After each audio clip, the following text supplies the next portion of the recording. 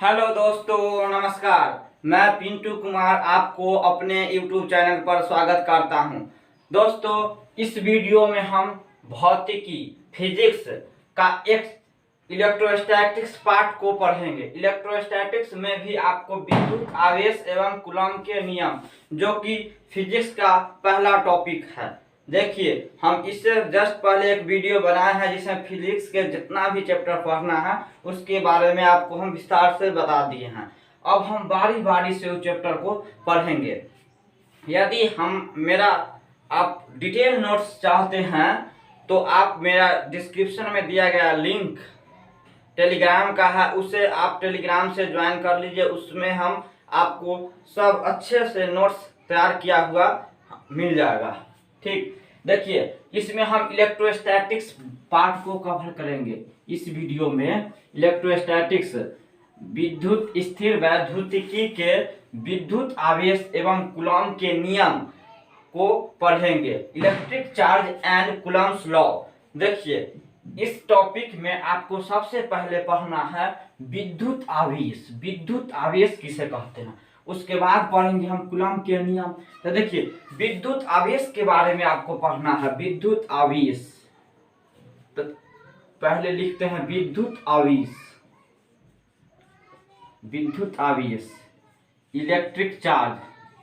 Electric charge, देखिए, electric charge होता क्या है? विद्युत आवेश। देखिए, किसी भी पदार्थ के वह गुण जिसके कारण विद्युत या चुंबकीय प्रभाव उत्पन्न होता है, उसी को कहते हैं विद्युत आवेश। किसी भी पदार्थ के वह गुण जिसके कारण विद्युत प्रभाव या चुंबकीय प्रभाव उत्पन्न हो, उसी को कहते हैं विद्युत आवेश, इलेक्ट्रिक चार्ज। ठीक, अब ये दो प्रकार के होते हैं। विद्युत आवेश दो प्रकार के होते हैं। सबसे पहले देखते हैं विद्युत आवेश जो है, इसको संकेत में या तो बड़ा क्यू लिखते हैं या तो छोटा क्यू लिखा जाता है। बड़ा क्यू या तो छोटा क्यू संकेत इसका होता है। आवेश का संकेत हम लोग क्यू बड़ा या स्मॉल लेटर में उपयोग करते हैं। आवेश का मात्रक देखिए, आवेश का मात्रक होता है कूलम। आवेश का मात्रक SI मात्रक होता है कूलम, जिसको हम संकेत में लिखते हैं C। ठीक, कूलम्ब, जिसको संकेत में C होता है। देखिए, आवेश दो प्रकार के होता है। एक होता है धनात्मक, एक होता है ऋणात्मक। आवेश दो प्रकार के होते हैं। आवेश दो प्रकार के होते हैं।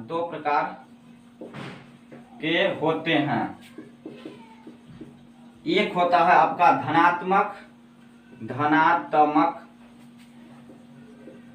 आवेश, जिसको हम अंग्रेजी में कहते हैं पॉजिटिव चार्ज। और दूसरा होता है ऋणात्मक आवेश,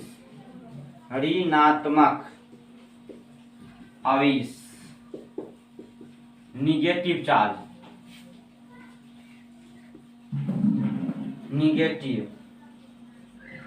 निगेटिव चार्ज।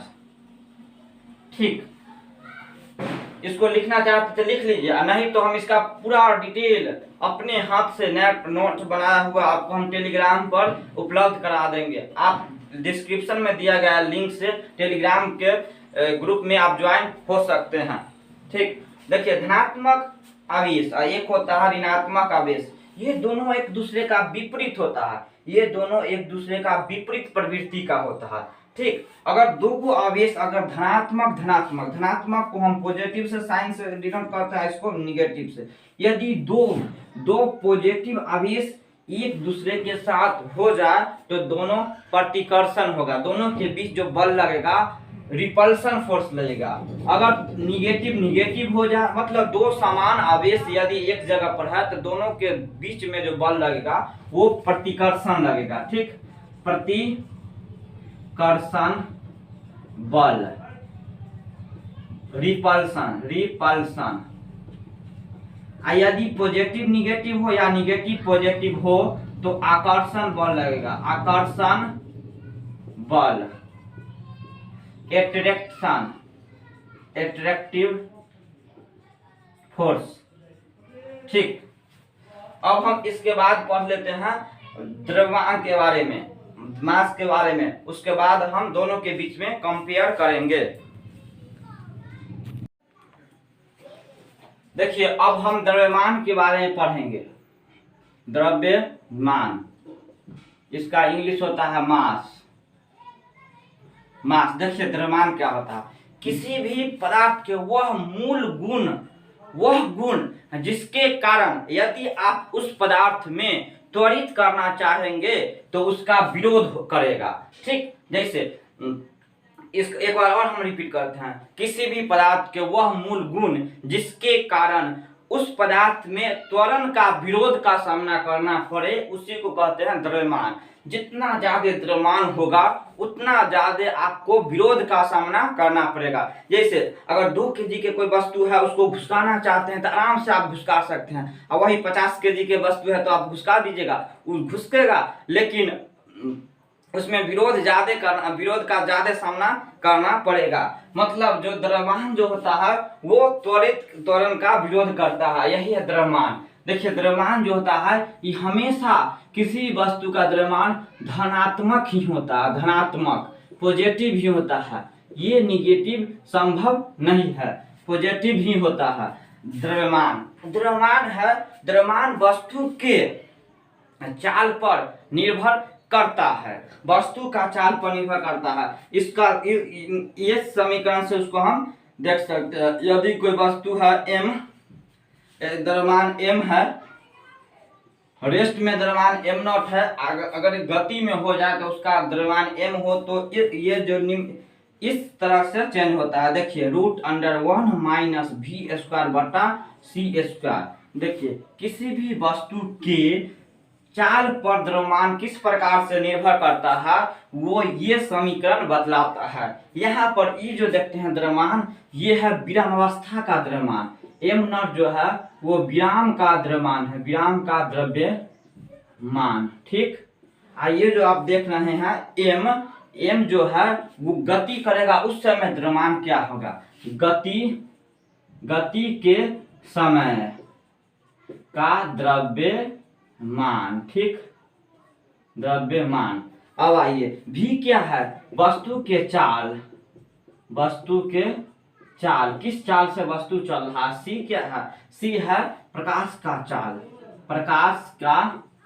चाल, जो कि आप जानते हैं c का मान होता है 3 × 10⁸ मीटर पर सेकेंड। ठीक, अब देखिए सामान्यतः जो वस्तु का चाल होता है वो बहुत ही कम होता है, जैसे 100 किलोमीटर प्रति घंटा या मिनट होता है, जो भी हो, लेकिन प्रकाश की चाल से बहुत ही कम होता है। तो देखिए यदि हम इसका मान कम कर ले, में भी देखिए प्रकाश के चाल के भी स्क्वायर है, मतलब इसका वर्ग करिएगा तो कितना बड़ा संख्या आ जाएगा, देखिए कितना बड़ा वैल्यू आ जाएगा। उस वैल्यू से आप वस्तु के चाल में डिवाइड करेंगे तो लगभग 0 हो जाएगा। यदि वस्तु का चाल इसके कंपेयर में छोटा हो तो ये इसका वैल्यू जो 0 हो जाएगा, तो 1 - 0 तो 1, तो m0 बटा 1 मतलब m0।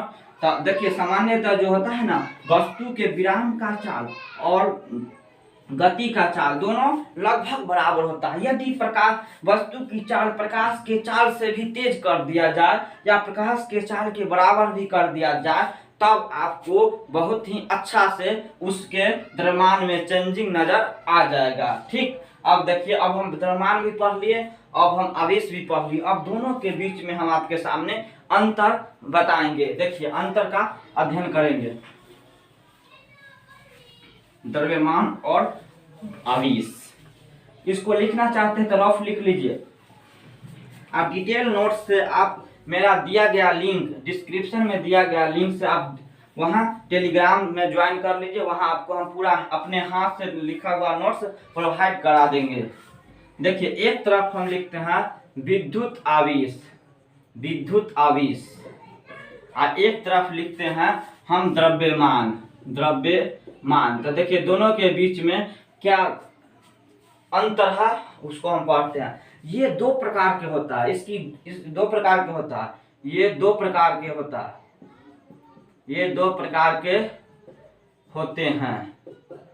और जबकि ये सिंगल, ये पॉजिटिव ही होता है, ये निगेटिव संभव नहीं है। ये एक ही प्रकार के होते हैं। देखिए ये भी अदिश है और ये भी अदिश है, तो अंतर तो हुआ ना, क्योंकि इसमें भी कोई दिशा नहीं होता। 1 कूलम 2 कूलम आवेश लेंगे तो उसमें हम दिशा का प्रयोग नहीं करते हैं, जबकि इसका मात्रा केजी है तो इसमें भी आप नहीं दिशा का प्रयोग करते हैं। देखिए विद्युत आवेश जो होता है ये 2 प्रकार के हो गया, ये 2 प्रकार के, जबकि ये 1 प्रकार के होते हैं। ठीक, अब देखिए ये जो है चाल पर निर्भर नहीं करता है, चाल पर निर्भर नहीं करता है, जबकि इसको हम लिख सकते हैं ये चाल पर निर्भर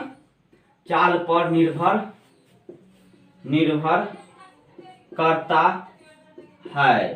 ठीक, देखिए बिना आवेश, बिना द्रव्यमान के आवेश संभव ही नहीं है। अगर कहीं आपको विद्युत आवेश है तो जरूर उसमें कुछ ना कुछ द्रव्यमान होगा। तो देखिए इसके बिना ये संभव नहीं है, जबकि इसके बिना ये संभव होता है। जैसे एक उदासीन पदार्थ कोई है तो उस पर तो कोई आवेश है नहीं, लेकिन पदार्थ तो है तो उसमें तो द्रव्यमान होगा ही होगा। इसी तरह से हम कह सकते हैं जब बिना द्रव्यमान के आवेश संभव नहीं है, जबकि विद्युत आवेश के बिना भी द्रव्यमान संभव है। तो यहाँ आप तीसरा बिंदु में लिख सकते हैं, ये देखिए द्रव्यमान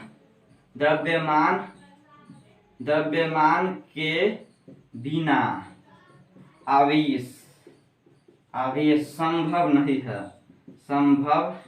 नहीं है। ये आवेश के बिना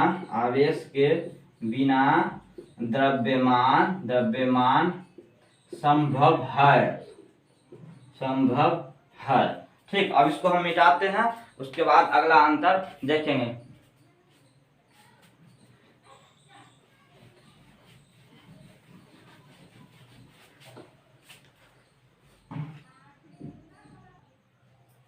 देखिए विद्युत आवेश में अब अगला अंतर देखिए क्या है।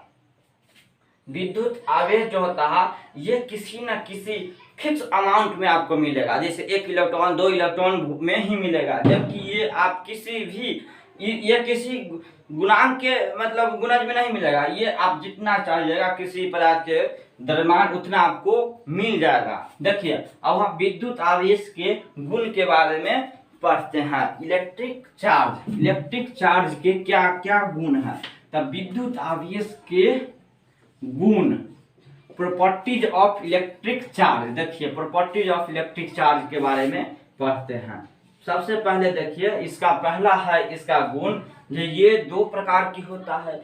2 समान आवेश के बीच में हमेशा प्रतिकर्षण बल लगेगा, ठीक ना। तो इसे हम लिख सकते हैं प्लस प्लस हो या माइनस माइनस हो, तो ये जो है वो प्रतिकर्षण फोर्स लगाएगा, प्रतिकर्षण बल लगाएगा, रिपल्सन लगेगा। जबकि माइनस प्लस हो या प्लस माइनस हो, ये जो है वो आकर्षण फोर्स लगाएगा, ये दोनों के बीच में आकर्षण बल लगेगा। देखिए दूसरा इसमें दूसरा गुण है इसका, ये हमेशा क्वांटमीकरण में मिलता है, क्वांटाइजेशन इस नियम का ही पालन करता है। मतलब ये जो है ये हमेशा ई के पूर्णांक गुणज में मिलता है जिसे क्वांटमीकरण कहते हैं। ठीक, ये योगात्मक होता है, ये जो है योगात्मक होता है, ये योगात्मक होता है। ठीक,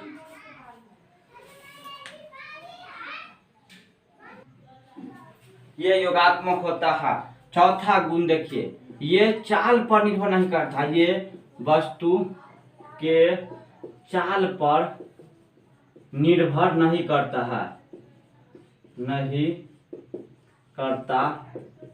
है। ठीक, अब एगो देखिए लास्ट है, अगर कोई विलगित वस्तु है मतलब आइसोलेटेड है, सबसे अलग है, तो उसको कितना उसमें चेंज करिएगा आवेश में, उसको आवेश में कितना भी चेंज कीजिएगा, अगर कोई विलगित आवेश है उसको थूर थार के बराबर कर दीजिए तब पर भी उसका आवेश संरक्षित रहेगा, मतलब उसके नेट आवेश में कोई परिवर्तन नहीं होगा। ठीक, यह कह सकते हैं यह विलगित वस्तु या विलगित आइसोलेटेड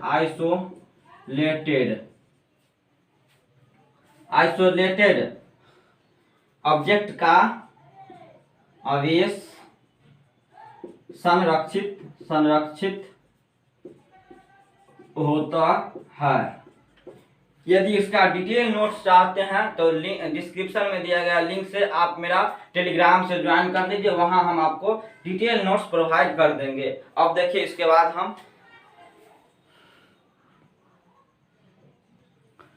आवेश का क्वांटमीकरण, क्वांटाइजेशन ऑफ आवेश के बारे में अब देखिए हम लोग पढ़ेंगे। आवेश का क्वांटमीकरण किसे कहते हैं, इस पर भी जाने से पहले आप जानिए कि किसी भी वस्तु पर जो आवेश स्वतंत्र रूप से पाया जाता है वो ई ही होता है। ई जो है, ई जो देखते हैं इलेक्ट्रॉन जो है, इलेक्ट्रॉन वही जो है किसी भी वस्तु पर पाए जाने वाला सबसे छोटा आवेश है जो कि स्वतंत्र रूप से मिलता है। देखिए किसी भी वस्तु के सबसे छोटा तो इलेक्ट्रॉन है ही ना, इलेक्ट्रॉन से भी छोटा है क्वार्क, लेकिन सबसे छोटा जो आवेश है जो कि स्वतंत्र रूप से मिलेगा आपको, ये स्वतंत्र पाया जाता है, इलेक्ट्रॉन स्वतंत्र पाया जाता है। तो इसे हम कह सकते हैं आवेश का सबसे छोटा आवेश जो होता है जो किसी वस्तु पर स्वतंत्र रूप से पाया जाता है वो इलेक्ट्रॉन के बराबर आवेश होता है। ठीक, फिर से हम रिपीट कर रहे हैं, किसी भी वस्तु पर पाए जाने वाले आवेश का छोटा जो स्वतंत्र रूप से मिलता है वो इलेक्ट्रॉन के बराबर होता है। ठीक, एक बार और हम रिपीट करते हैं। देखिए स्वतंत्र रूप से पाए जाने वाला किसी भी वस्तु पर आवेश ई के बराबर होता है। ई आप जानते हैं इलेक्ट्रॉन जो है, इलेक्ट्रॉन ई 1.6 गुने 10⁻⁻⁹ कूलम होता है। कूलम इलेक्ट्रॉन है तो इस पर माइनस हो जाएगा, वही प्रोटॉन होगा तो प्लस हो जाएगा। तो देखिए एक इलेक्ट्रॉन पर कितना आवेश होता है, तो -1.6 × 10⁻⁻⁹ कूलम। यही वो आवेश है जो कि किसी ये वो आवेश है जो कि सबसे छोटा है किसी वस्तु पर पाया जाएगा, वो जो स्वतंत्र होगा। ऐसे हम इसको एकदम सरल भाषा में कह सकते हैं, किसी भी वस्तु पर पाए जाने वाला सबसे छोटा स्वतंत्र आवेश जो होता है वो ई के बराबर होता है। मतलब आप कह सकते हैं जो इलेक्ट्रॉन ही जो है वो सबसे छोटा स्वतंत्र आवेश होता है। अब आइए यहाँ इलेक्ट्रॉन पर, और आवेश का जो छोटा मात्रक है आप इसको ऐसे भी कह सकते हैं, आवेश का छोटा मात्रक इलेक्ट्रॉन हो गया। आवेश का छोटा मात्रक इलेक्ट्रॉन ही होता है, इलेक्ट्रॉन। ठीक, इलेक्ट्रॉन होता है। अब हम आते हैं आवेश का क्वांटमीकरण, क्वांटाइजेशन ऑफ चार्ज। देखिए ये क्या होता है, किसी भी वस्तु पर पाए जाने वाले आवेश जो होता है वो हमेशा ई के पूर्णांक गुणज में होता है, ई के पूर्णांक गुणज में होता है। इसी को हम आवेश का क्वांटमीकरण कहते हैं। किसी भी वस्तु पर पाया जाने वाला आवेश हमेशा ई के पूर्णांक गुणज में होता है, इसी को हम कहते हैं आवेश का क्वांटमीकरण, क्वांटाइजेशन ऑफ आवेश। देखिए इसको हम लिख सकते हैं आवेश का क्वांटमीकरण। इसका हम पूरा डिटेल नोट्स हम टेलीग्राम पर प्रोवाइड कर देंगे, यहाँ लिखेंगे तो वीडियो लंबा हो जाएगा। देखिए आवेश का क्वांटमीकरण आप समझ गए ना, किसी भी वस्तु पर पाए जाने वाला आवेश Q जो हम हमेशा E के पूर्णांक गुणज में होता है, जहाँ प्लस माइनस कुछ भी हो सकता है। जहाँ पूर्णांक तो होता है आप जानवे का, पूर्णांक क्या होता है, तो -∞ से लेकर के -1 तक, और 0 और +1 से +∞ तक होता है। तो E जहाँ जो E जो है ई तो जान सकते हैं इलेक्ट्रॉन पर आवेश, इलेक्ट्रॉन पर आवेश, एक इलेक्ट्रॉन पर आवेश, और n क्या है, पूर्णांक है, पूर्णांक संख्या।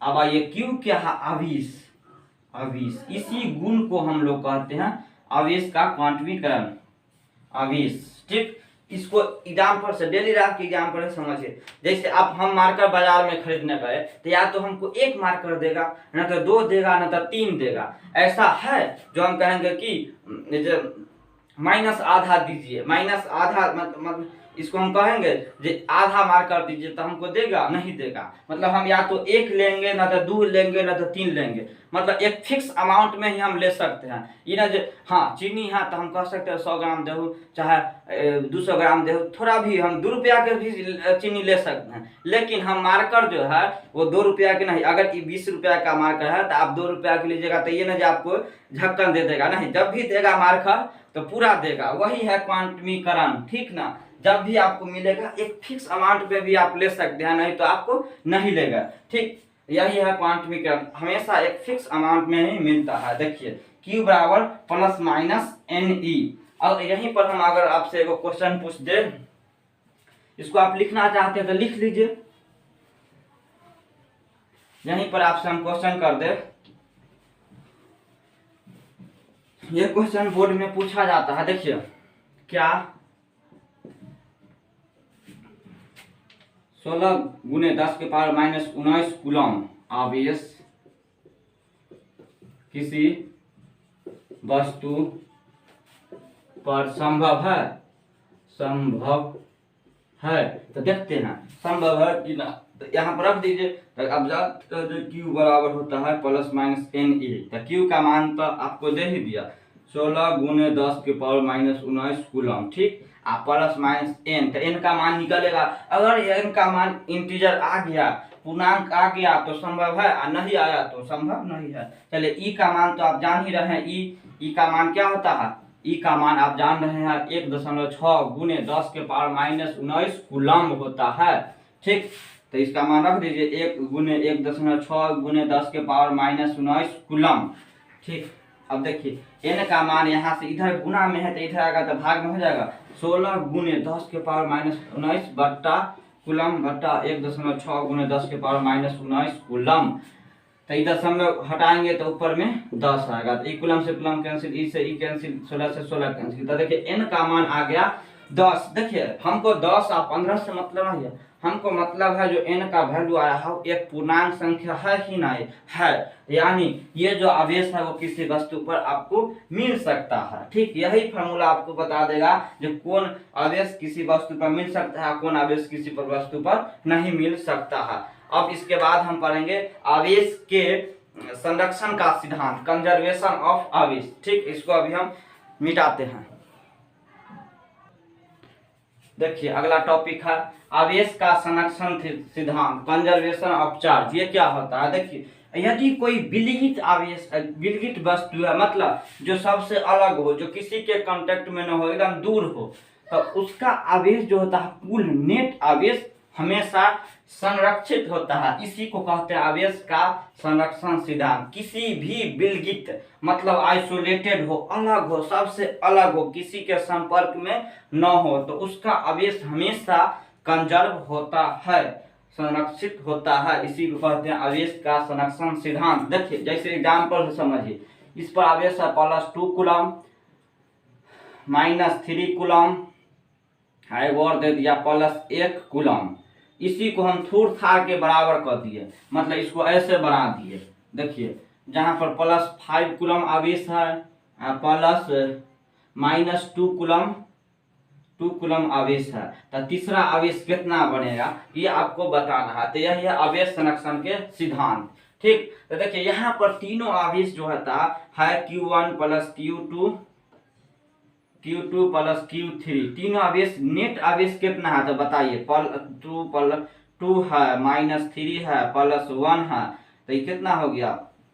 नेट आवेश यहाँ पर हो गया आपका 2 और 3, इधर हो गया 0। नेट आवेश जो होता है वो यहाँ पर 0 है ना, 0। अब यहाँ भी नेट आवेश 0 होना चाहिए। तो देखिए Q1 + Q2 + Q4 Q3, ये इसका मान कितना होना चाहिए? 0, क्योंकि इसका भी योग आया है 0, इसका योग 0, तो इसका भी 0 होना चाहिए। तो Q1 कितना? +5 - 2, और इसका तो मान निकालना है तो लिख दीजिए, इसको x मान लीजिए।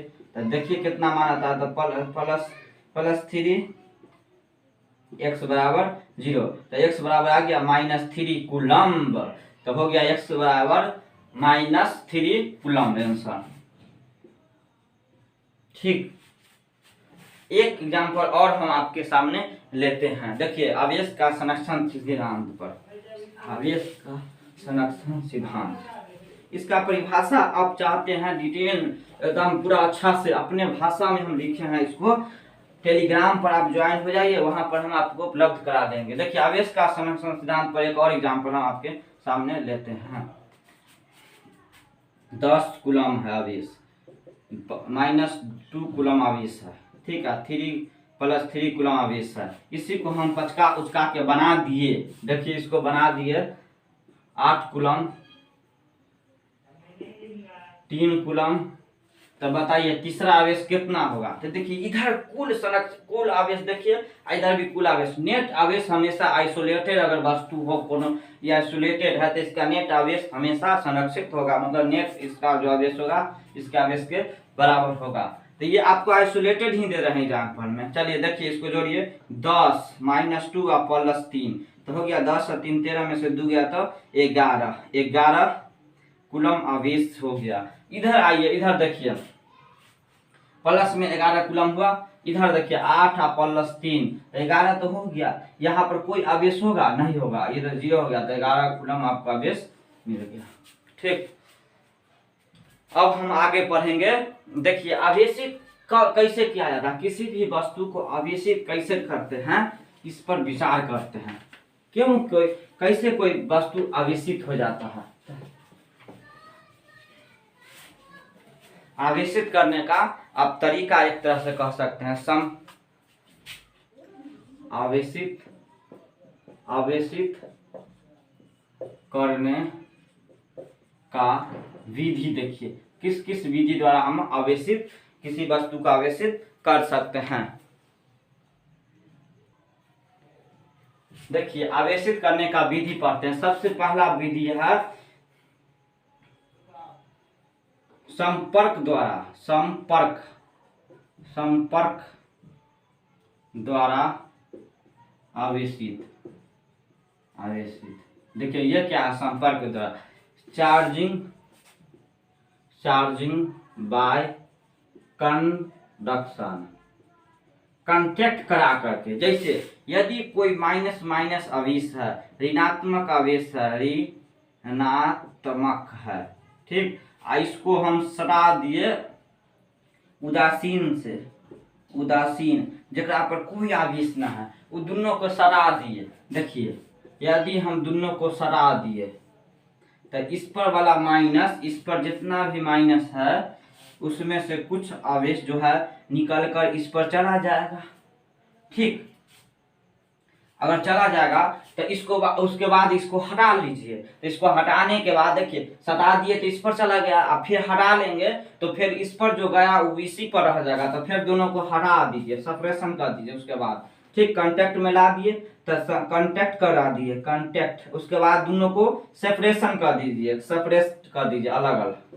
तो देखिए दोनों पर आवेश हो गया कि ना, दोनों ऋणात्मक आवेश हो ना गया, इस पर भी माइनस हो गया, इस पर भी माइनस हो गया। देखिए आवेश किस तरह से बटेगा दोनों पर, वो डिपेंड करता है जो आप जिस पदार्थ को इस टच में लाते हैं उसके प्रकृति, उसके आकार, उसके आकार किस प्रकार से। यदि दोनों का प्रकृति और दोनों का पदार्थ के आकार और आकृति समान है तो दोनों पर बराबर आवेश बांटेगा। जैसे हम कह सकते हैं तो इस पर अगर Q आवेश हम दे दिए, एकदम सेम इसी आकृति, आकार और इसी प्रवृत्ति के लाए, तो अंत में देखेंगे Q/2 आवेश हो जाएगा। माइनस है तो ये भी माइनस मतलब आधे आध बढ़ जाएगा। डिपेंड करता है आप किस प्रकार के कैसा आकृति, आकार और प्रवृत्ति के नेचर के आप पदार्थ सटा रहे हैं, दोनों को कांटेक्ट में ला रहे हैं। दूसरा है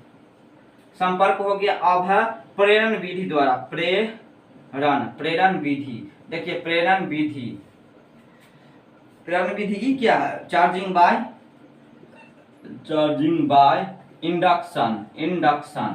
इंडक्शन। ये क्या है, देखिए इंडक्शन, इसमें हम संपर्क नहीं कराते हैं, इसमें हम केवल और केवल दूरे से हम करा देते हैं। जैसे इस पर है आप माइन, इस पर पूरा प्लस आवेश, देखिए इस पर पूरा प्लस था और ये उदासीन है, उदासीन है। तो हम अगर पॉजिटिव आवेश वाला को, धन आवेश वाला के, धनात्मक वाला को हम धनात्मक वाला को हम कोई उदासीन के साथ संपर्क में लावे, मतलब नजदीक में ले, एकदम हटा ले, मतलब नजदीक ले जा हटा दे, टच नहीं करावे, नजदीक लेगा हटा दे। तो जैसे ही नजदीक ले जाएंगे बस इधर उदासीन है, उदासीन जो होता है किसी वस्तु, तो उसमें जितना प्रोटॉन होता है उतना ही इलेक्ट्रॉन होता है, इसीलिए उदासीन होता है। दोनों एक दूसरे के विपरीत प्रकृति होता है, इसीलिए दोनों एक दूसरे के प्रभाव को खत्म कर देता है। देखिए यहाँ अगर उदासीन है तो इसमें जितना इलेक्ट्रॉन होता है प्रोटॉन होगा, माइनस जो होता है प्लस को देख करके इधर आ जाता है, तो इधर प्लस की अधिकता ज्यादा हो गया, इधर माइनस की अधिकता ज्यादा हो गया। अब हम इसको क्या करते हैं, सटाने से पहले मतलब थोड़ा सा नजदीक में ले जाकर हटा ले, तो जैसे ही हटाए बस एक तरफ प्लस एक तरफ माइनस हो गया, तो इसी को कहते हैं ध्रुवण की क्रिया, ध्रुवण हो गया, पोलराइज्ड हो गया,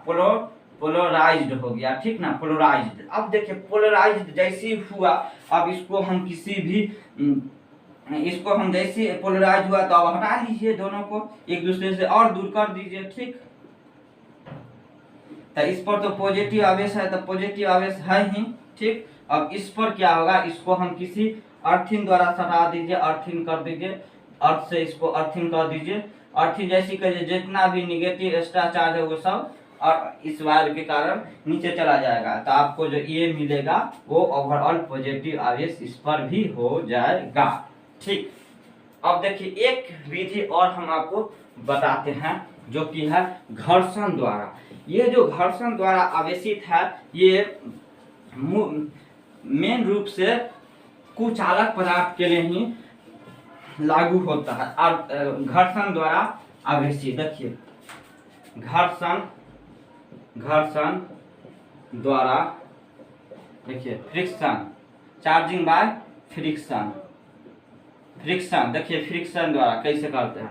अगर दूगो ले लिए, दूगो कोई कुचालक पदार्थ लेकर दोनों को रगड़ रहे हैं, रगड़ने से भी आवेशित हो जाता है, तो रगड़ने से भी। अब ये प्रयोग तो आप बचपन में बहुत करते हैं, जैसे कोई कुचालक है इसको हम बाल से खूब रगड़ते हैं, अगर छोटा सा कागज को लेके टच कराते हैं तो वो एट्रैक्शन बल लगा है ना, क्योंकि आवेश आ गया इस पर, तो वही घर्षण के द्वारा भी आवेशित कर सकते। इस पर एक बहुत बढ़िया एग्जाम्पल है, यदि कोई कांच का छड़ ले लीजिए, कांच का छड़, उसको हम धागा से, एक धागा से उसको रगड़िए, धागा से रगड़िएगा ना तो धागा पर ऋणात्मक आवेश हो जाता है, जबकि कांच पर धनात्मक आवेश हो जाता है। देखिए इसको याद रखना, रेशम के धागा था, रेशम में रेशम के धागा पर ये पूछता है, रेशम के धागा पर कौन सा आवेश हो जाएगा, कांच के छड़ पर कौन हो जाएगा। तो देखिए रेशम के धागा, रेशम के धागा, तो देखिए धागा, इसमें आप रेशम लिखते हैं तो ऋणात्मक की भावना आता है,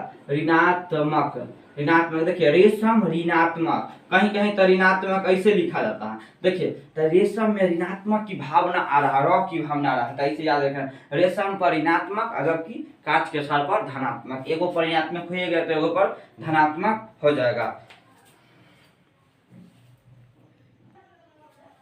देखिए अब अगला टॉपिक है विद्युत आवेश के प्रवाह के आधार पर पदार्थ का वर्गीकरण।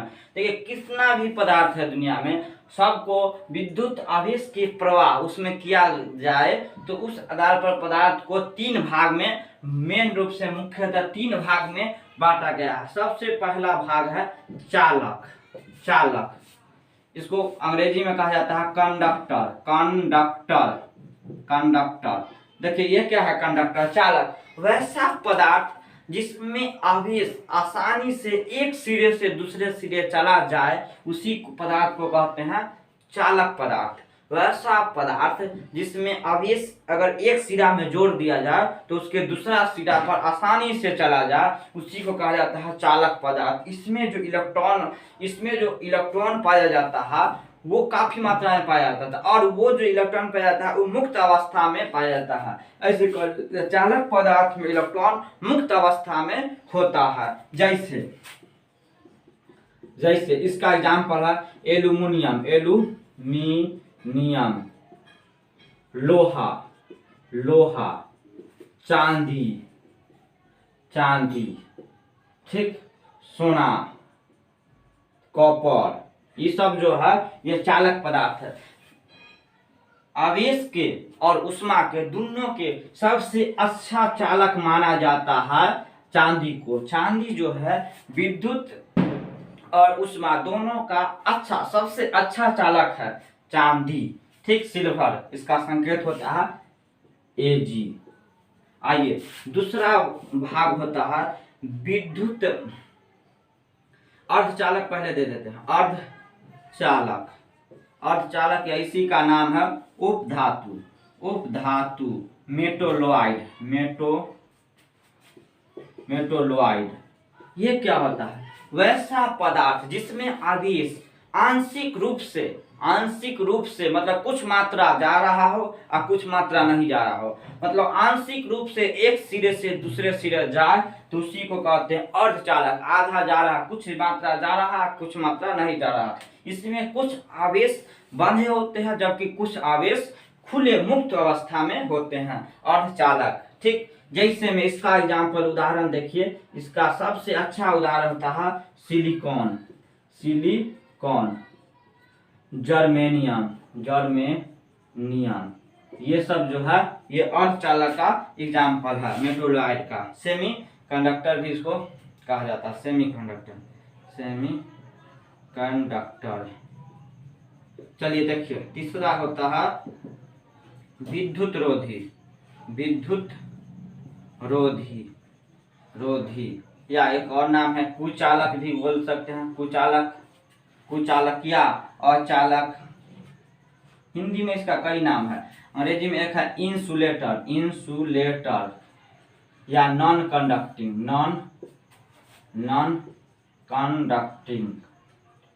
देखिए वैसा पदार्थ जिसमें आवेश एक सिरे से दूसरे सिरे न जाए उसी को कहते हैं विद्युत रोधी, मतलब रोक दिया, जाने नहीं दिया, विद्युत रोधी। इसमें जितना भी आवेश होता है वो सब बंधे होते हैं, मुक्त अवस्था में नहीं होते हैं। इसमें कुछ होते हैं कुछ नहीं होते हैं। इसमें आगे पढ़ना पूरा विस्तार से, इस पर एक चैप्टर ही है, अर्धचालक पर एक चैप्टर ही है फिजिक्स में, मॉडर्न फिजिक्स में पढ़िएगा इसको।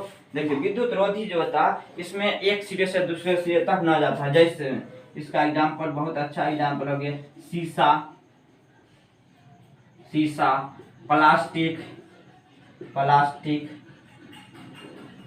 गैस भी, सब जितना भी गैस है सब विद्युत रोधी है, प्लास्टिक भी हो गया, ठीक। सूखा लकड़ी, कागज, ये सब है विद्युत रोधी पदार्थ। अब हम अगला टॉपिक पढ़ते हैं। अब अगला टॉपिक आप सबके सामने है कूलॉम के नियम, कूलॉम्स लॉ। देखिए यदि दो बिंदु आवेश, ये जो नियम है केवल बिंदु आवेश के लिए ही लागू होता है। देखिए आवेश कई प्रकार के होता है जिसको हम इसके बाद वाला में पढ़ेंगे, इसको पढ़ लेते हैं, उसके बाद उसी को पढ़ेंगे। आवेश के वितरण कई प्रकार का होता है। तो देखिए कूलॉम के नियम बिंदु आवेश पर होता है। यदि दो बिंदु आवेश, यदि दो बिंदु आवेश एक दूसरे से r दूरी पर हो, यदि दो बिंदु आवेश एक दूसरे से r दूरी पर हो तो प्रयोग द्वारा कूलॉम साहब ने ये सिद्ध किया, उन्होंने पाया जब उसके बीच में लगने वाला बल जो होता है इस पर बल लगाएगा, और चूंकि दोनों समान प्रवृत्ति का है, पॉजिटिव पॉजिटिव है, तो इसके कारण इस पर बल लगेगा, वो इधर की ओर लगेगा। जो लाइन ज्वाइन होता है दोनों आवेश के उसी के अनुदिश लगता है, या तो दूर की ओर लगेगा या तो नजदीक के, वो तो प्रवृत्ति पर निर्भर करता है ना,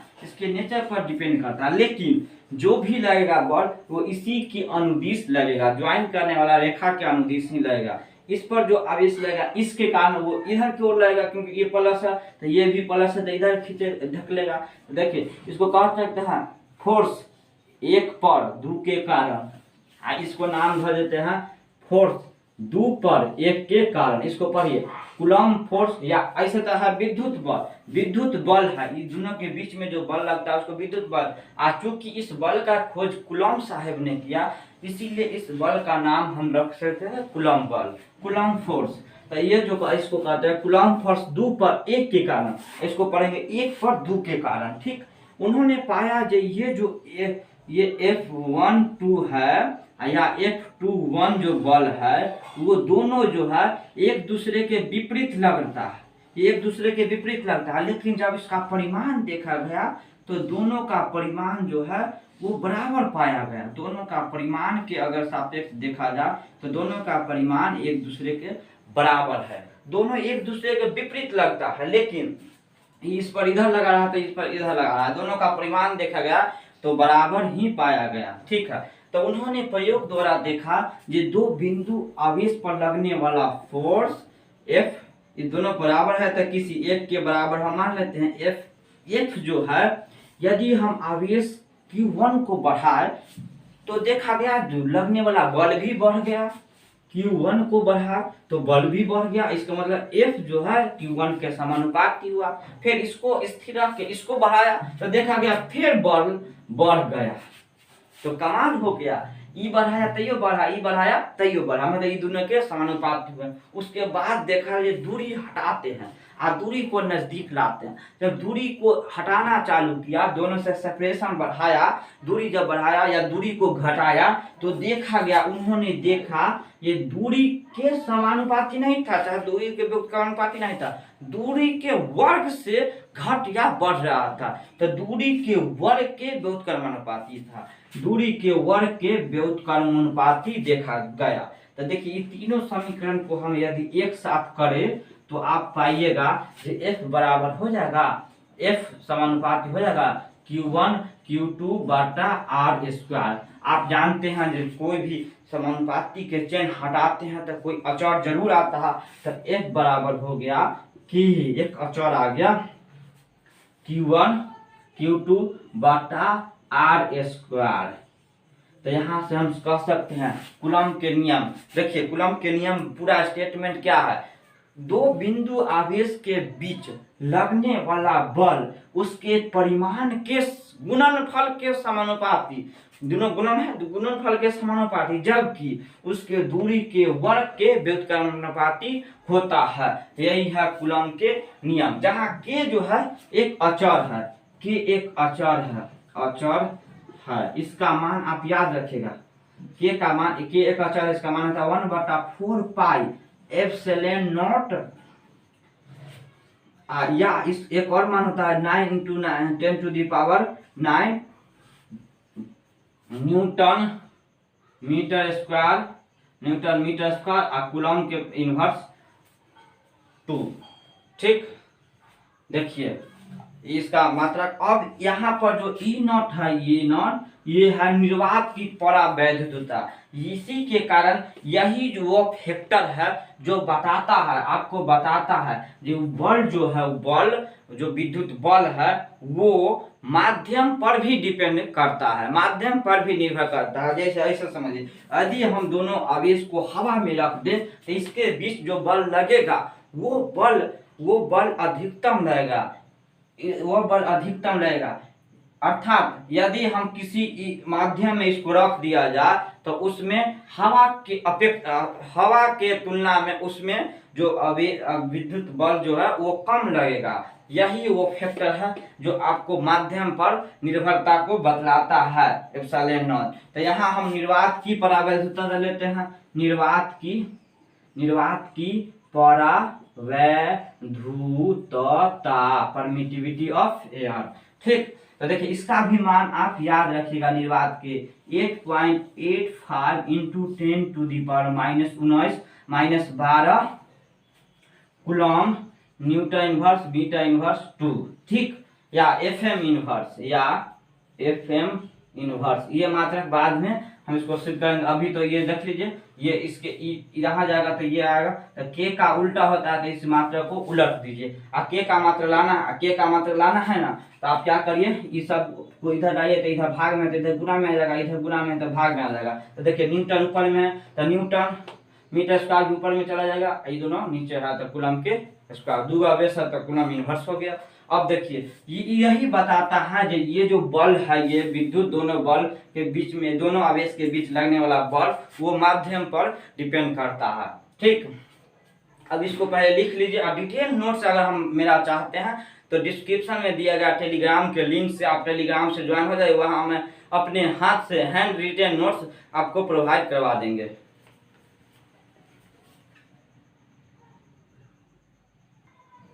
देखिए ये जो आप पढ़े F बराबर K Q1 Q2 बटा R स्क्वायर, यहाँ इसमें कहीं दिशा की चर्चा नहीं, मतलब ये जो पढ़े ये अदिश रूप में है, अदिश रूप में है, अदिश रूप में, स्केलर फॉर्म में है, स्केलर फॉर्म, इन स्केलर फॉर्म। ठीक, अब देखिए हम इसको पढ़ते हैं सदिश के रूप में। सदिश के रूप में लगाना है तो आप कुछ नहीं करिए, आप केवल और केवल उसके दिशा को प्रदान कर दीजिए, जो दिशा है उसी को दिशा लगा दीजिए, ये अदिश रूप से सदिश रूप में हो जाएगा। तो F बराबर, यदि आपको F से F वेक्टर में करना है तो आप इसको करिए K Q1 Q2 बट्टा R स्क्वायर, तो है ही, इसमें केवल और केवल आप दिशा प्रयोग कर दीजिए, दिशा लगा दीजिए। तो दिशा आप जानते हैं कि मात्रक सदिश का प्रयोग दिशा निकालने के लिए करते हैं, मात्रक सदिश आप लगा देते हैं यानी कि आप दिशा लगा दीजिए। तो चलिए देखिए, तो आप ये भी जानते हैं कि A कैप बराबर होता है सदिश A बट्टा मॉड सदिश A बट्टा मॉड A। तो यहाँ से लिख सकते हैं K Q1 Q2 बट्टा R स्क्वायर, इसको लिख सकते हैं R वेक्टर बट्टा R या मॉड R। चलिए K Q1 Q2 बट्टा मॉड R के Q हो गया, ये भी तो मॉड ही है, मॉड में पॉजिटिव ही है, देखिए मॉड Q बट्टा इधर A, तो यही हो गया आपका सदिश रूप में, ये हो गया आपका सदिश रूप में कूलम के नियम, सदिश रूप में। ठीक, अब हम इसके बाद अगला टॉपिक पढ़ेंगे, इसको पहले आप नोट डाउन कर लीजिए। डिटेल नोट्स से आप, डिटेल नोट्स के लिए आप क्या कीजिए, लिंक दिया रहेगा डिस्क्रिप्शन में, उससे आप डिस्क्रिप्शन से टेलीग्राम में ज्वाइन हो जाइए, वहां पर हम आपको डिटेल नोट्स प्रोवाइड करवा देंगे। देखिए कूलम के नियम के दोष, देखिए कूलम के नियम जो है आप हमेशा नहीं लगा सकते हैं, कूलम के नियम के दोष या इसको कहते हैं सीमा, सीमाएं, क्या इसका सीमा है। तो देखिए ये केवल जो है ये केवल बिंदु आवेश के लिए ही लागू है, बिंदु आवेश के लिए ही लागू होता है।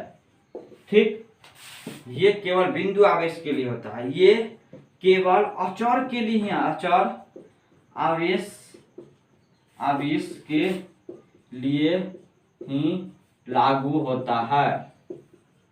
देखिए ये बिंदु आवेश कई प्रकार का होता है, इसके जस्ट बाद हम पढ़ेंगे उसको, आवेश के क्या प्रकार का होता है उसको। देखिए ये केवल अचर आवेश के लिए ही लागू होता है, यदि आवेश का मान समय के साथ परिवर्तन हो, अभी 2 है, कुछ ही देर के बाद 3 आवेश हो जाए, तो उस हाल पर, उस सिचुएशन में आप ये कूलम के नियम नहीं लगा सकते हैं। ठीक ना, अब आइए अगला है, यदि आवेश के बीच के दूरी 10 के पावर माइनस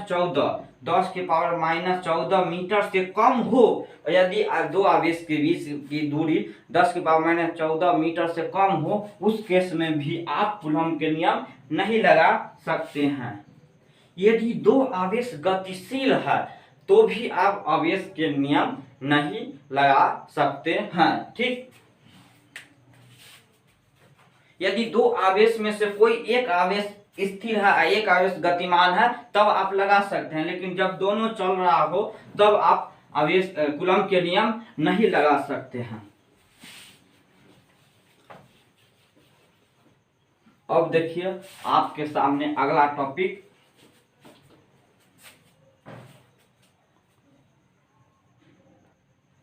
चलिए अब अगला टॉपिक है अध्यारोपण का सिद्धांत। देखिए अध्यारोपण का सिद्धांत को समझते हैं। यदि कहीं आवेश के निकाय हो Q1 Q2 Q3 Q4 Q5 Qn, बहुत सारा आवेश हो, तो उसके कारण Q आवेश पर लगने वाला बल जो है उसका योगफल अन्य सभी आवेश के कारण लगने वाला बल के सदिश योगफल के बराबर होता है। देखिए, किसी आवेश के निकाय में एक आवेश पर लगने वाला बल अन्य सभी आवेश के कारण जो लगता है बल, उसके सदिश योगफल के बराबर होता है। यही है अध्यारोपण का सिद्धांत। देखिए, फिर हम रिपीट कर रहे हैं। किसी आवेश निकाय में एक आवेश पर लगने वाला विद्युत बल सभी के कारण लगने वाला बल के सदिश योगफल के बराबर होता है। इसी को कहते हैं अध्यारोपण का सिद्धांत। मतलब आप इसके कारण कितना लगेगा वो इस बात पर निर्भर नहीं करेगा जो Q2 है या नहीं है, या इसके कारण इस पर कितना लगेगा ये नहीं करता है जो ये है कि नहीं। जैसे आप कहीं कुछ खेल रहे हैं, हम एकाएक पहुंच गए। जैसे हम एकाएक, मेरा विद्यार्थी कहीं खेल रहा है, मान के चलिए कुछ ऐसा खेल रहा है जैसे कोई जुआ खेल रहा है, हम वहां गए, मेरे जाने से वो डर से भाग जाएगा, मेरा रहने से उसका प्रभाव पड़ गया, तो वहां अध्यारोपण का सिद्धांत काम नहीं कर रहा है। ठीक, अध्यारोपण का सिद्धांत वहां काम करता है जहां आपके रहने या न रहने से कोई प्रभाव नहीं पड़ता। वो जितना ताकत से बल लगाता था उतना ताकत से लगाएगा। मतलब सबका प्रभाव को अगर आप देखना है तो सबका सदिश योगफल कर दीजिए। ठीक, इसके कारण अगर F1 इधर की ओर लगता है, इसके कारण F4 इधर के कारण लगे, इसके कारण इधर लगे F2, इसके कारण Fn इधर लगे, इसके कारण F3 इधर लगे, इसके कारण F5 इधर लगे, तो आप क्या करिए, इस पर लगने वाला कुल आपको फोर्स F नेट चाहिए। तो सब के कारण F1 plus F2 plus F3 plus F4 plus dot Fn, यही है अध्यारोपण का सिद्धांत। बस किसी भी आवेश के निकाय में एक आवेश पर लगने वाला बल अन्य सभी बलों की सदिश योगफल के बराबर होता है। इसी को अध्यारोपण का सिद्धांत कहते हैं।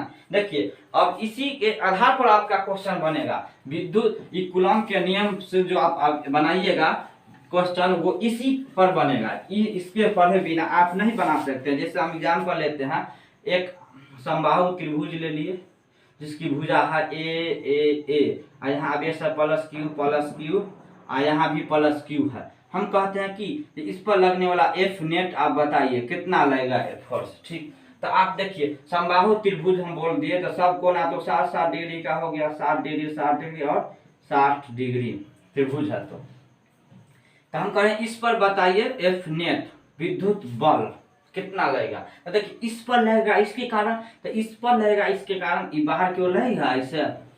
ठीक, F ABC, इसका नाम रख दीजिए ABC। तो देखिए, ये जो लग रहा है F, वो A पर उपस्थित आवेश के कारण, FA लिख दीजिए। इस पर लगेगा इस आवेश के कारण, ये भी तो आवेश है तो इसके कारण इधर लगेगा, तो इसको नाम रख दीजिए FB।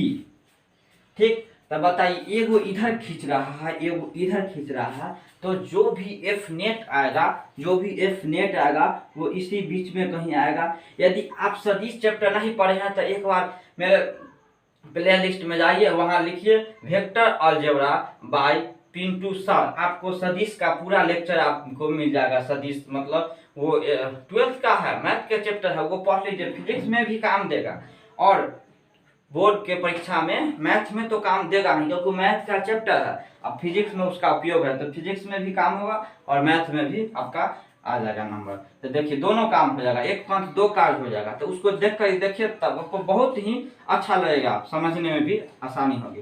तब देखिए, FE निकाल लेते हैं और ये निकाल लेते हैं, दोनों को योगफल कर देंगे, सदिश योगफल। तो देखिए, F बराबर FD बराबर क्या होगा कि Q1, तो Q है, ये भी Q1, तो Q1 बट्टा R स्क्वायर, तो दूरी तो A स्क्वायर, इसको लिख सकते हैं Q² बट्टा A स्क्वायर। इसी तरह से इसको निकाले हैं तो Q1 Q2, तो दोनों का मान तो बराबर है Q बट्टा दोनों के बीच की दूरी है A, तो लिख सकते हैं Q² बट्टा A स्क्वायर। देखिए, दोनों का परिमाण सेम है, इसको हम किसी ठर के परिमाण के बराबर मान लेते हैं। इसके सदिश योगफल करते हैं। सदिश योगफल के लिए आप जानते होंगे ये दो सदिश को यदि हम जोड़ते हैं सदिश ए और बी को, तो इसका फॉर्मूला होता है मॉड ए के स्क्वायर प्लस मॉड बी के square plus 2 mod A mod B cos theta. तो रख दीजिए एफ है तो एफ के स्क्वायर प्लस एफ के square plus 2 F cos theta. तो देखिए कॉस थीटा, तो थीटा का मान कितना, ये दोनों के बीच के कोण है, तो दोनों के बीच के कोण 60 डिग्री, तो ये भी 60 डिग्री सम्मुख कोण है, ये दोनों एक दूसरे के सामने सामने कोण है। तो F1 तो 2 f स्क्वायर ठीक प्लस 2 f स्क्वायर गुने कॉस 60 का मान आप जानते होंगे, कॉस 60 का मान होता है 1 बटा कॉस 60 का मान होता है 1/2, तो इससे ही कैंसिल। तो हो गया f 2 और यहाँ एक वो बच गया था 3f स्क्वायर, तो हो गया √3f। तो f का मान आप रख दीजिए, तो √3 f का मान हो गया कितना k स्क्वायर बटा a स्क्वायर, यही आपका आंसर हो गया। ठीक, अब अगला क्वेश्चन आपके लिए है, वीडियो को रोककर इसको बनाइएगा।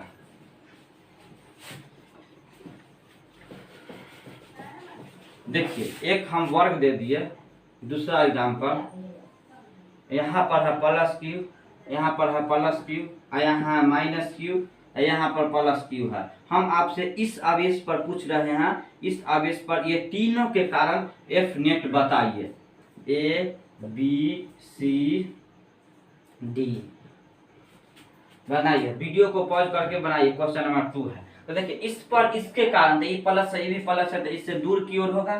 देखिए ई प्लस ई माइनस है, ई प्लस है, तो इसको इधर खींचेगा ना, इधर लगेगा बॉल, इस पर इसके कारण लगेगा इधर लगेगा, ठीक इधर लगेगा।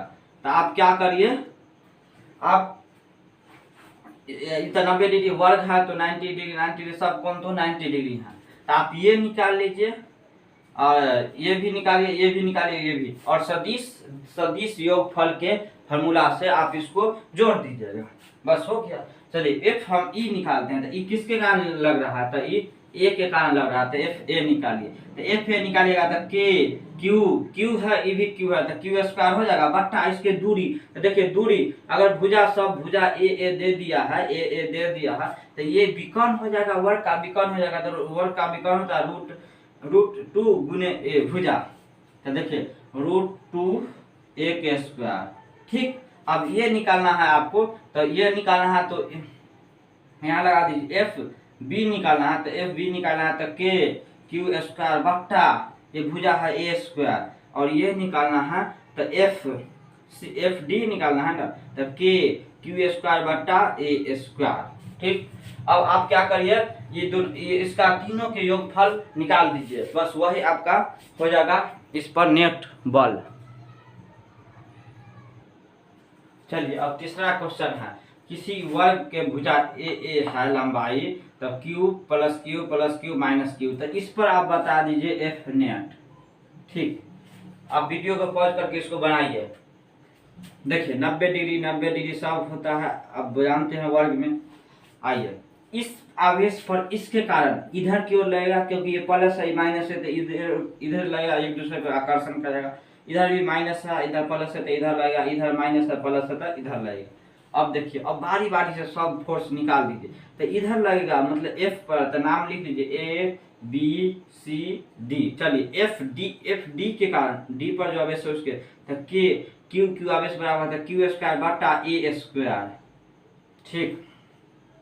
अब आइए इसका मान निकालते हैं, एफ बी के कारण, तो के क्यू स्क्वायर बटा ए स्क्वायर, और ई निकालते हैं एफ ए के कारण, तो के क्यू स्क्वायर बट्टा, तो बोलिए एफ ए का मान निकालिएगा, तो ये यहाँ से यहाँ तक दूरी लीजिएगा, तो ये दूरी हो जाएगा विकर्ण, वर्ग के विकर्ण, तो ए गुने √2, तो ए, तो यहाँ हम यहाँ जगह कम है तो इसको अलग निकालिए ना, एफ ए बराबर निकाल सकते हैं के क्यू स्क्वायर, Q1 Q2 तक क्यू दोनों है तो क्यू स्क्वायर हो जाएगा, दूरी के स्क्वायर, तो ए √2 के स्क्वायर, ठीक। तो के क्यू स्क्वायर बट्टा ए के स्क्वायर, और √2 के गए 2a स्क्वायर रहने दीजिए। अब देखिए आपको निकालना है इसका रिजल्टेंट सदिश योगफल के बराबर होता है। अभी आप पढ़ रहे हैं कहाँ ही लिखा अध्यारोपण का सिद्धांत, तो लगा दीजिए अध्यारोपण का सिद्धांत। तो देखिए इस दोनों का जो योगफल निकालेंगे, एक इधर में खींच रहा है, एक इधर में खींच रहा है, तो ये दोनों के बीच के जो रिजल्ट आएगा वो इधर ही आएगा। एक इधर में खींच रहा है, एक इधर में, तो जो इसका प्रभाव आएगा दोनों का ये बीच में ही आएगा। और इसका मान भी बराबर है, जो ये f है वही e भी f है, तो दोनों का मान भी बराबर है। तो आप सदिश योगफल से ये दोनों निकाल लीजिए, ये दोनों निकालिएगा तो जो आएगा इसके साथ फिर जोड़ देंगे, क्योंकि एक ही साथ आ जाएगा, ये बीचों बीच आएगा। ठीक, तो आप ये दोनों को पहले जोड़िए, तो f d plus f b, तो दोनों को जोड़िएगा तो रूट अंडर f के स्क्वायर प्लस f के स्क्वायर, दोनों का मान f है क्योंकि बराबर है, तो मान लीजिए एगो f के बराबर है 2f cos कितना डिग्री 90 डिग्री है, तो cos 90 डिग्री, तो cos 90 हो जाता है 0, तो ये टर्म ही 0 बन गया। ठीक, तो देखिए f तो 2f स्क्वायर हो जाएगा रूट में, तो हो जाएगा f रूट 2।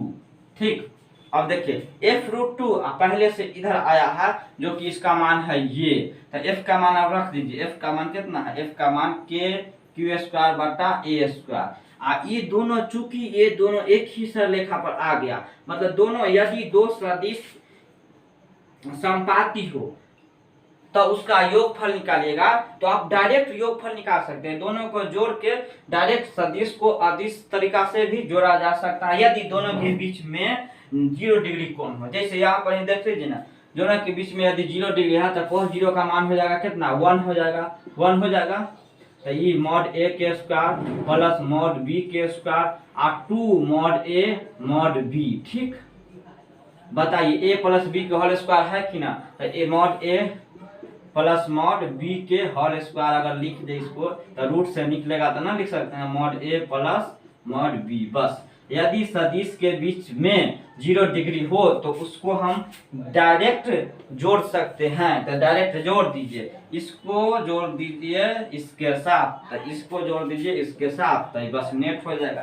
तो जोड़िए f नेट आपको चाहिए तो k q स्क्वायर बट्टा 2a square plus k q square बट्टा a स्क्वायर। अब जोड़ के कॉमन ले लीजिए, जो कॉमन आएगा वही आपका आंसर हो जाएगा।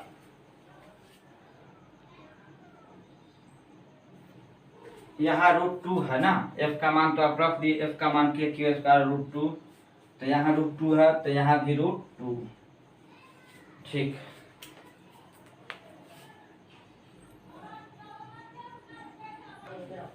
देखिए अगला टॉपिक है परावैद्युता, परमिटिविटी और अपेक्षित परावैद्युता, रिलेटिव परमिटिविटी। देखिए पहले समझते हैं परावैद्युता किसे कहते हैं, परमिटिविटी। देखिए ये किसी भी माध्यम का वह गुण होता है जो आज्ञा देता है कि जो उस माध्यम में रखा हुआ आवेश के बीच लग रहा बल उसको जाके कम कीजिए। मतलब यदि किसी माध्यम का ई जो है ई जो है, यदि किसी माध्यम का ई ज्यादा हो, किसी माध्यम एक है, एगो के मान लेते हैं 2, तो इस E1 अगर ज्यादा हो E2 से, मतलब माध्यम एक का परावैद्युता परमिटिविटी माध्यम 2 के परावैद्युता से ज्यादा होगा, तो इसमें रखा हुआ आवेश के बीच जो बल लगेगा वो कम होगा। इस माध्यम में रखा हुआ आवेश के बीच बल लगने वाला, ऐसे समझिए इस दोनों के बीच, इस माध्यम में रखा हुआ यदि दो आवेश सेम दूरी पर रखा हो, जितना बल लगेगा वो उतना ही दूरी पर यदि इस माध्यम में रखा जाए तो उसमें बल उससे कम लगेगा। मतलब ये परावैद्युता आपको क्या करता है, परावैद्युता आज्ञा देता है। क्या आज्ञा देता है, तो जो उसके बीच में जो आवेश रखा हुआ है उस माध्यम में, उसके बीच में जो बल लगता है उसको कम किया जाए, उसको कम कीजिए। तो बस यही है, यदि दो माध्यम, एक माध्यम का परावैद्युता मान ज्यादा होगा तो उतना ही दूरी पर, जितना दूरी पर इसमें आवेश रखेगा तो उसमें क्या विद्युत बल कम लगेगा। मतलब ये आदेश देता है जो जाके विद्युत बल जो लग रहा है दोनों आवेश के बीच में उसके मान को कम कीजिए। ठीक, यही है आपका परावैद्युता। अब आई अपेक्षित परावैद्युता, रिलेटिव परमिटिविटी क्या होता है, तो देखिए किसी भी माध्यम, कोई अन्य माध्यम की परावैधुता का यदि हम निर्वात से तुलना कर दे, निर्वात के सापेक्ष लिख दे, तो उसी को कहा जाता है अपेक्षित परावैधुता। मतलब किसी माध्यम का परावैधुता, देखिए अपेक्षित परावैधुता बड़ा क्या होता है, अपेक्षित परावैधुता, परावैधुता बराबर क्या होता है, इसको हम ई आर से शुद्ध करते हैं। ई आर क्यों, क्योंकि ई से हो गया परावैधुता, आर से हो गया रिलेटिव। देखिए ई आर बराबर होता माध्यम का परावैधुता, बट्टा निर्वात की परावैधुता, निर्वात की परावैधुता, बस हो गया। तब माध्यम के परावैधुता का हम लिखते हैं ई, निर्वात के तो आप जानबे करते हैं ई नॉट। देखिए सब संकेत के पीछे कुछ ना कुछ रीजन होता है। देखिए इसको हम ई एम भी लिख सकते हैं, मीडियम का तो ई एम, और निर्वात मतलब खाली हो, एकदम जीरो, कुछ ना हो, एकदम खाली आकाश, मुक्त आकाश का तो ई नॉट, और किसी माध्यम का तो ई एम। तो आप लिख सकते हैं ई आर बराबर हो गया ई एम बटा ई नॉट। ये ऑब्जेक्टिव में डायरेक्ट पूछा जाता है, तो हम यहाँ से लिख सकते हैं ई एम बराबर ई नॉट, ई आर और ई नॉट। ई एम को हम डायरेक्ट ई भी लिख सकते हैं, ठीक ना, ई भी लिखा जाता है, ई आर। यदि कोई माध्यम का परावैधुता ई हो, एप्सिलॉन, इसको ऐसे हम पढ़ा जाता है, इसको हम अपना आसानी के लिए ई पढ़ते हैं, लेकिन आप जानते हैं इसको कहते हैं epsilon naught r, epsilon m. तो एप्सिलॉन एम बराबर होता है ई आर ई नॉट। इसको हम ऐसे याद रखते हैं। देखिए इसमें दोनों में खोच है, मतलब कुछ एक्स्ट्रा टर्म है, इसमें कोई एक्स्ट्रा टर्म नहीं है, तो हम ई एम न लिख के ई, ज्यादातर बुक इसको फॉलो करता है ई, परीक्षा में भी पूछता ई बराबर तो ई एम बटा ई नॉट। तो ऐसे ई एम ई आर मतलब एप्सिलॉन आर गुने एप्सिलॉन नॉट, ठीक। अब ऐसे याद भी कर सकते हैं, एक तरफ कोई खोच नहीं है, एक तरफ में दोनों में खोच है, या आपको कुछ भी पूछ सकता है। ई का इसका मान पूछ लेगा तो ई बटा ई हो जाएगा, ई बटा ई हो जाएगा, ई पूछेगा तो ई बटा ई हो जाएगा। तो आपको ज्यादातर यही फॉर्म पूछा जाएगा, ठीक ना। तो एक तरफ याद रखिए, एक तरफ बिना कोई खोच वाला, एक तरफ खोच वाला। अब इसे आप याद करेगा एक तरीका है, ठीक ना, और कुछ नहीं है। आप इसको नोट कर लीजिए। आप डिटेल परिभाषा चाहते हैं तो आप मेरे लिंक दिया गया है डिस्क्रिप्शन में, उससे आप टेलीग्राम से जुड़ जाइए, हम उसका पूरा डिटेल नोट्स प्रोवाइड करवा देंगे।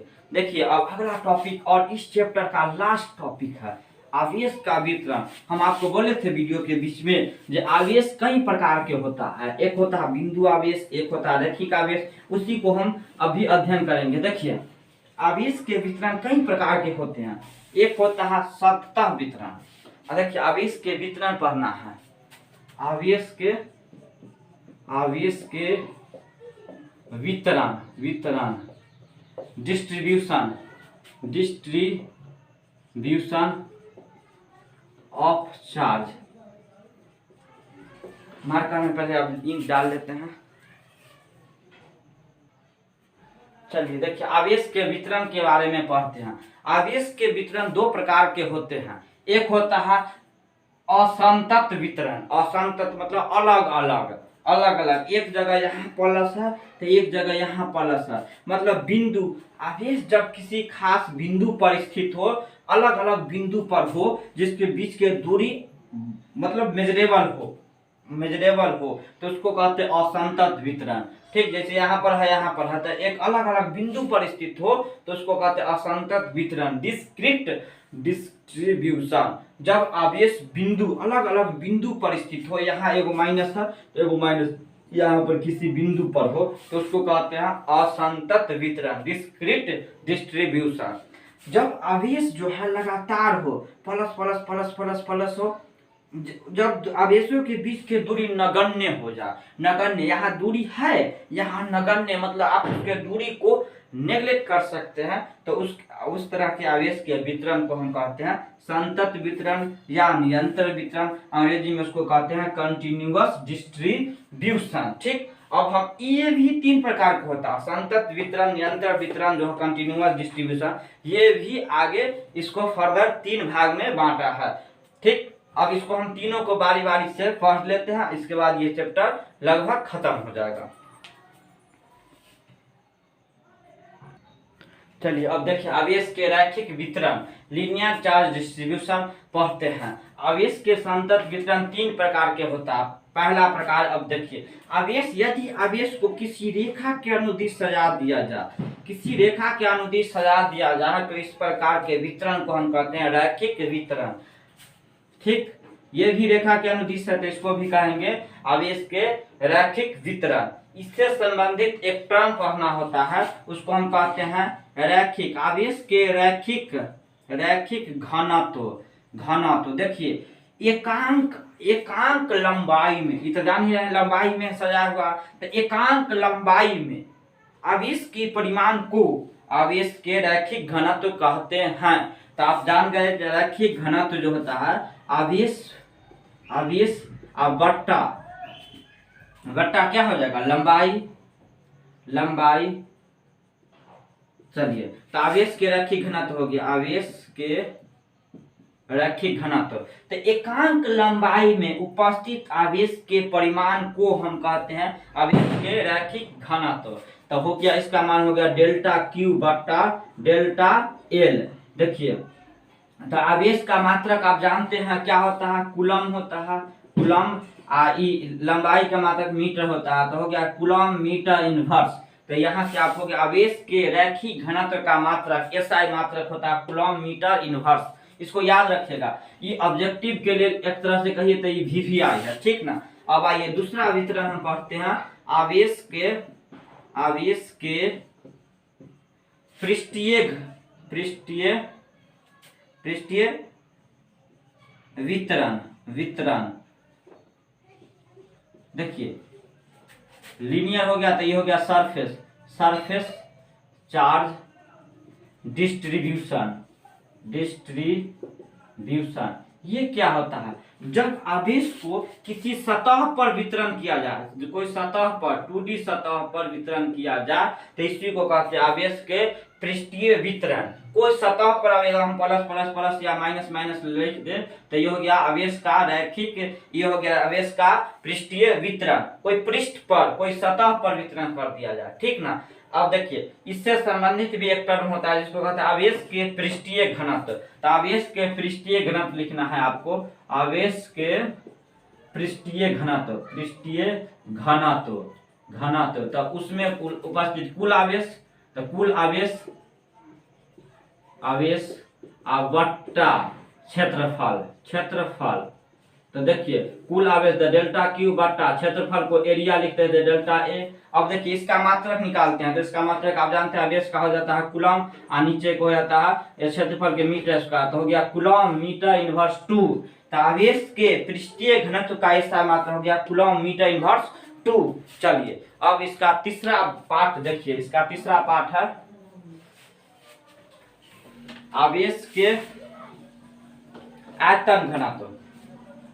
आवेश के आयतन वितरण। लीनियर से हटा के इसको आप लिख सकते हैं वॉल्यूम चार्ज डिस्ट्रीब्यूशन। तीसरा प्रकार है, देखिए जब कोई आवेश को किसी आयतन में भर दिया जाए तो उसको कहेंगे आवेश के आयतन वितरण। ठीक, आयतन में 3D में भर दिया जाए, तो उसको कहेंगे आवेश के आयतन वितरण।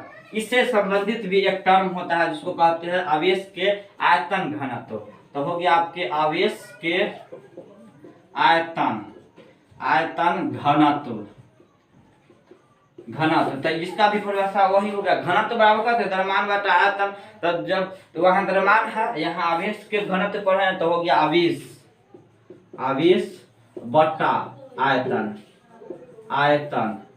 चलिए तो आवेश हो गया डेल्टा क्यू बटा डेल्टा वी। अब आइए इसका मात्रक एसआई मात्रक देखते हैं। तो कूलम नीचे है तो मीटर क्यू, आयतन के मात्रक आप जानते हैं मीटर क्यू, तो ऊपर जाएगा तो मीटर के पावर -3।